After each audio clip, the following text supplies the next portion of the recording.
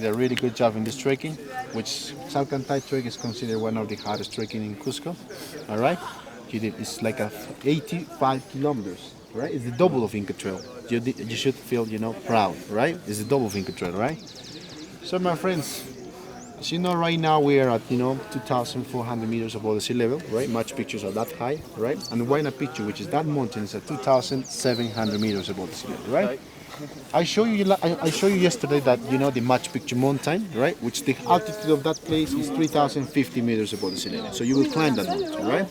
So if you wanna get a classical picture of Machu Picchu, you should go up there. I don't know if you can see a house with a thatched roof up there. So there's the place or the viewpoint where you can take a classical picture of this Machu Picchu. All right? So, yeah. Well, first of all, before to talk about the history about this place, who discovered, how was this place exactly? We're gonna talk first about the person who discovered, or the first person who discovered this place, right? In many books there are many people which they say like Hiram Bingham found this place. You know who's Hiram Bingham? Yeah, is the American guy, right? The American guy who was a teacher or a professor teaching in the Yale University in those times, right? He was from Honolulu, Hawaii, right? So that guy, in many books, it says that guy was the discoverer, of this place, which is not true, right? Because he arrived in 1911, right? The first person who discovered this place was a Cusqueñan guy called Agustin Lizárraga, right? So this man discovered in 1902, right? And Hiram Bingham arrived here in 1911, right?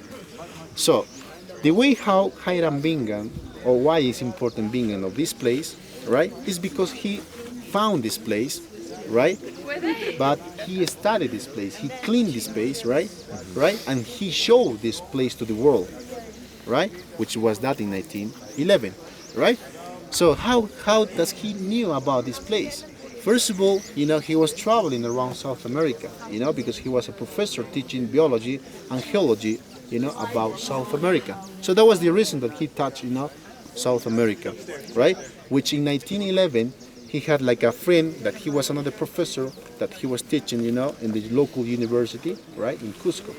So they found each other, they met each other. So the guy or his friend told him that close to a valley called Mandor, which is that place, right, there were some archaeological sites, upper on the mountains, right? So he moved, and he arrived exactly on July, 23rd, July 23rd was the day that he arrived at that valley, and he met with some local people, with, for example, they were living like two families there, right? Anacleto Alvarez and Toribio Richarte, right? Those guys who were living with their families there, right? So those, Hiram Bingham met with those guys, right? And Hiram Bingham was asking, what happened, what is this place? And those guys afraid this place, right? Because if you're looking now, maybe Machu Picchu looks like a labyrinth, If you go inside, they thought that if they go inside, they never will come back, right? So, but Hiram Bingham changed their mind, offering them to pay 1 silver sol, in order to climb up here. So they decide to climb up here. But when they climb up here, they met with another family, the family Alvarez, that they were living, outside of Machu Picchu, right? The place where you were waiting, in that place exactly. So that family were using these farmlands in those times, right? So they met with those guys, and that family Alvarez, they provide a little boy as a guide of Bingham, right? The name of that boy was Juanito, Juanito, that he was like in those times 8 years old, right? So the first guide of this place was at 8 years old boy, right? The first guide of Bingham, which when Bingham arrived here, he was exploring for like 4 hours, taking pictures, drawing, all of those things, right? So then he continued with his journey, because he wanted to discover other places, because he heard about that, right? Places like which their names were like, Rosas Pampa, Espiritu Pampa, right? Pampa Conas, places that for Bingham wasn't so interesting, He was focused on this place, right? So, sorry guys. Dime. Ya, entra por el medio. Al principio vas a entrar y vas a ver una casita justo al entrar vas a subir un poquito y vas a encontrar una casa con techo. Sube a esa casa con techo, entra por ahí, ¿ya? Entra por ahí. ¿Ya? Sí, sí, sí, ¿dónde está ahorita exactamente? ¿Dónde está exactamente? ¿Dónde está exactamente?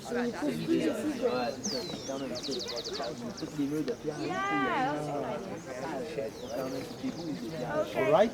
So that was the way how Bingham discovered this place, right? But when he found, on the other hand, guys, the thing was that when he discovered this place, he was cleaning. But when he was cleaning, he found many treasures, you know? Not many, but most, kind of them, right? Gold or Not like, when I say guys treasure, in the Incas time, for them they never considered the gold and the silver like a treasure or like a something, you know, like a money and stuff like that. He found like a lot of mummies. He found like a deep, beautiful and finely blankets, right? Blankets. He found like the famous quipu, which is like a kind of writing, you know, of the Incas. Because the Incas, as you know, they didn't have the letters, they didn't have numbers. They just have quipus, which quipus they're like a nuts, you know, nuts, like they're like ropes and nuts, different colors. So that was the way of the writing of the quechus. So he found that, you know. All of those objects, my friends, nowadays, they are in the Yale University, in a museum, right? where? In the Yale University, Yale. United States. Yale. Yale, Yeah. right? Because if you visit, guys, the museum down there, which is close to the bridge that you've been before, the museum is really poor. You can just find some broke ceramics, right? But most of the treasures of this place, or the belongs of this place, they're in the Yale University, right? We have, like, for example, the last year they gave us maybe of the 100% that he took, just the 15%, which is a lot, guys. We don't have a place to put all of those objects. So you're trying every year to We get have- some from back from the States? Yes, we have like a many protests, you know. Dime. They are Yeah. repatriating Ya, treasures. entra, sigue ese camino y entra hasta el final, ¿ya? British, Entra, they ya, get ya, from ya, everything from the pyramids and stuff. right? So yeah, we don't have a place for that. The first main reason why the people built the rail of the train was because he asked it, you know, in order to carry all of those objects. Because he took a lot of boxes, big boxes, you know, more than 200 boxes, like this size, with all of them full with treasures. You can see my You know? chewing gum and all. So the that was mummies the way- are in Yale University too? Still there. It's still there. We have also mummies here. Try to visit the museums, right? So all of those objects were took to here, I want a group. right? So how that was the way how he discovered, but at the same time he made like a damage to this place, right? So now, guys, on the other hand, let's talk about the history about this place, about this amazing culture that I think most of the around the world people, they just think, you know, that this one was compared with the other culture, you know, it was one of the important and, you know, impressive cultures around the world, right? First of all, guys, let's talk about how is the origin of the Incas, where they comes from, right? Who are they or who were they, you know? First of all, as you know, there are like two theories about the history of them, or about the origin of them. One of them says that, you know, it's like a legend, you know, right? The first one tells, you know, us that there were like two guys, you know, a couple, you know, called Manco Cápac and Mama Ocllo, which those guys were sent, you know, by the father's son, right? And they came out from the Lake Titicaca, or Titicaca Lake, right? So they were looking for a fertile land, you know, and he found that in Cusco, right? So they started the empire of that, which is like a kind of legend. The other one says, which is most of the people believe, that there was like a place called Tamputoco in Cusco, which is like a 25 kilometers, you know, farther from the Cusco, right? The place of Tamputoco, the mountain, has exactly 3 holes or caves, you know, and people believe that from those caves they were born the famous 4 Ayar brothers, right? They were called like Ayar Manco, Ayar Cachi, Ayar Uchu, and Ayar Auca. 4 brothers came out from those caves, you know, and they started this empire, right? Each one along with his wife, you know, because they have their wives. So, but the couple, one of the couple arrived to Cusco, which was Manco Cápac and Mama Ocllo, or Ayar Manco, Brilliant, thank you right? so much. So those guys arrived to Cusco and they started this empire, because in those times, the name of that empire, you know, it wasn't Quechua. It was Acamamas. You know, Acamamas was the first name of the Quechus. So they started that, in Cusco. You guys But have Facebook? during the years, through the years, it was changing because they were conquering other small tribes, other small tribes. How the way how they conquer was like this, The Quechus, they have their knowledge, So with the knowledge, they were walking, around this territory, showing all of the knowledge that they had. So that was the way how they conquer, Like for example, if I have like this one, these jeans or my sandals, look at this, I show to those small tribes. Do you want to wear this? Or they show, for example, their food. Do you want to eat this? Right? So that was the way how they conquer, Of course, guys, there were other tribes which they were maybe stronger than them. They had wars, they had wars, right? With the famous cultures called Chancas, Huancas, and the Really funny. It's like Antis, for example. Antis, Chancas, on my grubby t-shirt. I'll show and you mine Huancas, for they were like the worst enemies of them. They have many wars, many wars. And don't think, guys, that they were just fight like just men. They fight also women, right? There is a famous woman called Chanyan Coricoca, which was the leader of one of the biggest groups of the warriors of the Incas. Chanyan Coricoca, my friends. Nobody can talk about it, right? Because for them it's not important, but you have to know that the women also, they were in the wars, fighting each other, right? So that was the way how they were conquering and how are they becoming bigger and bigger in this territory. Because as you know, the territory of the Incas, it was really, really big. Like for example, occupying like for example part of Chile, Argentina, Bolivia, Brazil, part of Ecuador and Colombia, guys. All of those places were conquered by the Quechus, right? Which the capital of that place was Cusco. So it all started in Cusco and they expand from Cusco? They expand from Cusco. That's why that Cusco is considered now the navel or the center of the world in this case, right? Because as you know, the territory of the Quechus is split in four nations. Actually, the name of the territory of them is called Tahuantinsuyo, which the meaning of Tahuantinsuyo in English is the four nations, because Tawa means four and Suyo means nation. The four nations of the Quechus, right? So that was the way how they, they did that, right? But finally, when the Spaniards arrived here, they destroyed this. Some books is also, the conquerors arrived in this time. Why do we have to say conquerors? They never conquer us. Because if you want to conquer me, you have to give me a flower or something. I don't know. But anyway, they came here and they destroyed everything, right? What was the reasons how they destroyed this place? Please believe it or not, guys, they were just only 180 or 150 Spaniards, that group that came here, which they arrived in 1532, right? So they arrived in 1532, like 150, which in those times the Quechuas were 16 million people, right? Look at that, guys.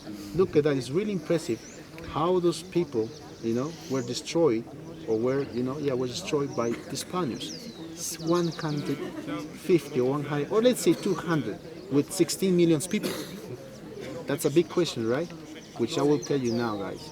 One of the reasons how the Quechuas were destroyed so easily by the Spaniards was because the Quechuas, my culture, they have in those times many deities, and they believe in many things. They have like a deities, What? deities, Gods, deities. spirits, it's not like deities.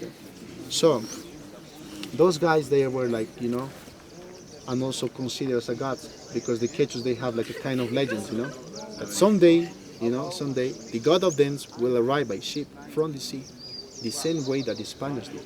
Because when they arrived here, when they arrived here, when it was the first time when they meet each other, for the Quechus, those people, they look strange like a god, because most of the Spaniards, they have like a white skin, they have like a bear, this one, right? Because if you're looking right now in my face, this one is not coming from the Spanish. Sorry, from the Quechus.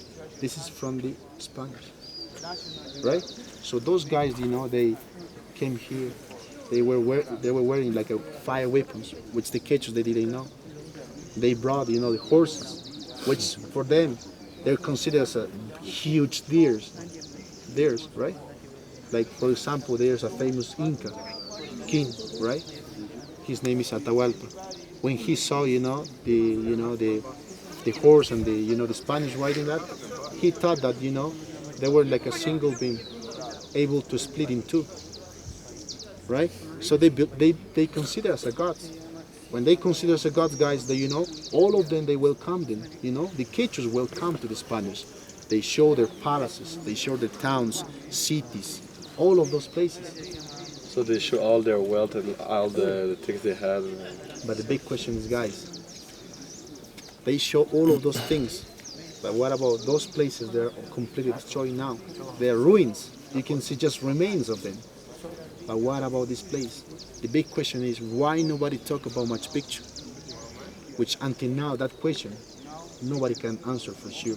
There are just some hypotheses or theories that says because maybe they didn't show because this place was really, really important, right? It was like a maybe, like a maybe a shrine or a sanctuary for them. Another hypothesis is that this place wasn't, maybe already forgotten in those times. Nobody can say for sure why this place is not destroyed. This place is not destroyed by the Spaniards, because if we will see for sure some walls, maybe, or some small houses that they are destroyed. Which one of the examples down there, for example, there are some buildings that are destroyed, but not by the Spaniards. They were destroyed by the nature, right? So the thing is like that, right? And also, I want to tell you some small history when they meet each other, between the Spaniards and the Quechuas. In those times, the oldest king or the oldest Inca in those times was Pachacutec, right? When they meet each other, Francisco Pizarro is the leader of the Spaniards. When they meet each other, right? Francisco Pizarro offered, to Pachacutec the Bible, offered the Bible. So Pachacutec asked him, smell it. And when he get it, he was starting, to smell it, right? And then after that, he was trying to eat it, the Bible, guys, right? But it doesn't taste nothing. It wasn't good, And Pachacutec throw the Bible, right? Which, for Pizarro was one of the excuses to destroy this place, right? So those kind of things happen here, guys, right? And now, if you're asking me what was this place, there are also some more theories or hypotheses that maybe this place was like a Agliawasi, which in English is like a place of the chosen women, virtuous and beautiful women, right? Or some other hypothesis says that this place was the palace of the Pachacutec Inca, the most important Inca between all of the kings. He was living here with a lot of servants. Other people said he was living with a lot of wives, because as you know, one of the customs of the Incas was to have more than one wife. I didn't kidding you when I say that, because the history said that Huayna Capac, the father of Huáscar and Atahualpa, the famous Incas, which they fight each other, the father of them had more than 400 children around the empire of them. Believe me, either not that they had, right? I don't know if you hear about the four brothers, the two brothers that they fight each other, which was Huáscar and Atahualpa, trying to usurp, the throne of one of them. Because in those times, the king, the original king, or the time of the king was, Huáscar. But his stepbrother, he wanted to usurp, the throne of the king. Right? So those reasons that, maybe also that reason was one of the other ones, that this place was destroyed so easily. Because when they were fighting each other, the Spaniards arrived here, and one of them allied, with the Spaniards. Helped to the Spaniards to conquer this place or to destroy this place easily. Right? That's why also that Inca Trail, if you see, up there, right, we can see also the path of Inca Trail. There are already some people up there. Inca Trail, guys, is important because the Spaniards, they never touched them. They never found it. Inca Trail is like a shortcut coming straight from Cusco to here. Because also when the Quechuas when they were escaping, they showed them, other paths, longer, and in the highest passes, which the Spaniards, they couldn't walk on it. But they never show, that Inca Trail. which is coming to here, right? So that was the way how guys, those people, you know, arrive here, how they destroy here this place, right? So now, my friends, we're gonna start the tour inside of Machu Picchu. So trying to visit, you know, the most important spots of this place, right? Like a temple, shrines, stuff like that, right? During the tour, guys, you can tell me questions, guys, all right? And of course, after each explanation, just tell me, all right? So let's go, guys.